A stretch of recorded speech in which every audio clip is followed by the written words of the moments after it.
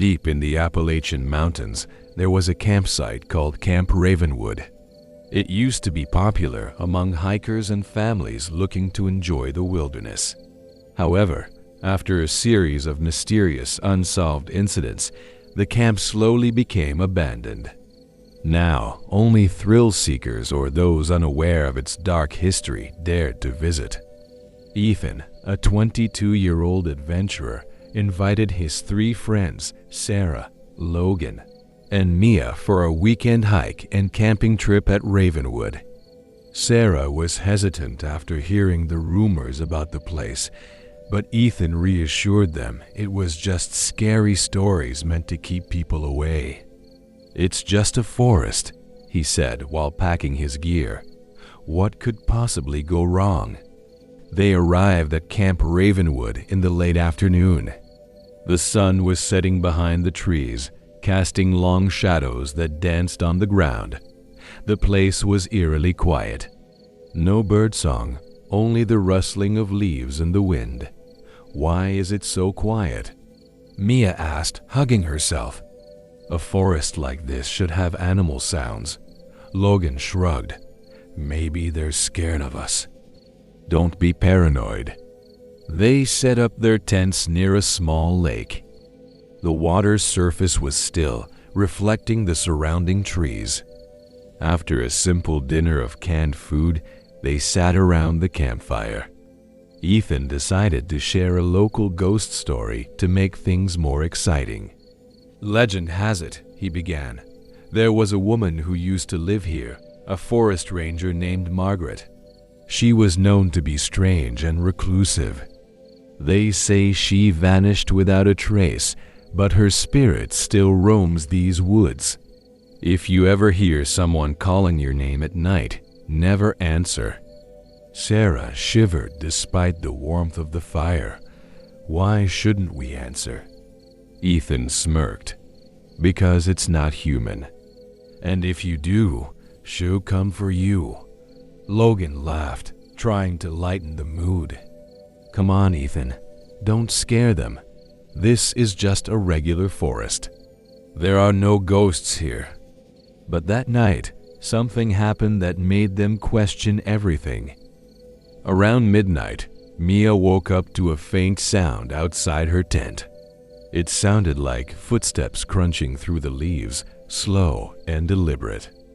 At first, she thought it was one of her friends stepping out for a bathroom break. But then the sound moved closer, stopping right in front of her tent. "Mia," a woman's voice whispered from outside. It was soft but icy, like a breath that chilled the air. "Mia, come out." Mia froze in place. She remembered Ethan's story. Never answer, but her curiosity was overwhelming. "Who's there?" she asked, her voice trembling. There was no reply. But the footsteps began moving away, heading toward the lake. Mia peeked through a small gap in her tent, but saw nothing outside except the dark shadows of the trees. After a while, she lay back down, convincing herself it was just her imagination. The next morning, as they gathered for breakfast, Mia shared what she had heard. Ethan and Logan laughed, brushing it off as a bad dream. But Sarah didn't laugh. Her face was pale. "I heard something too," she said quietly. "Someone called my name last night, but I didn't answer." Logan tried to joke to ease the tension. "See? Margaret's ghost came to welcome us." But the joke didn't last long. When they packed up their gear, they found something that left them speechless.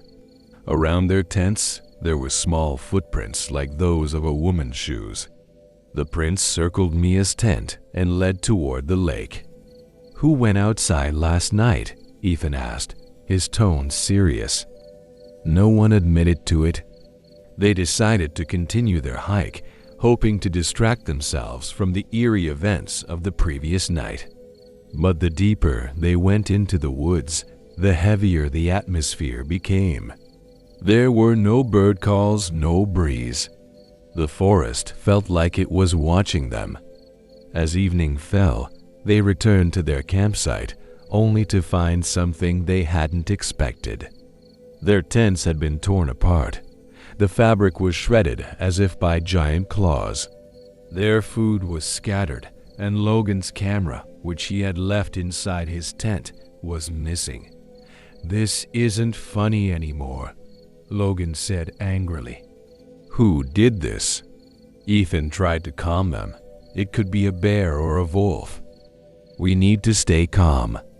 That night, they built a larger fire and took turns keeping watch, but no one could truly sleep. Every time the firelight dimmed, they felt something creeping closer, standing just beyond the glow of the flames. Around 3 a.m., Sarah, who was on watch, noticed something across the lake. It looked like a shadowy figure standing motionless at the water's edge. She woke Ethan, and the two of them stared at the figure. Slowly, it began to move, stepping into the water. "Mia." The woman's voice called again, louder and more demanding this time. Mia woke up in tears. "That's her. That's the voice I heard."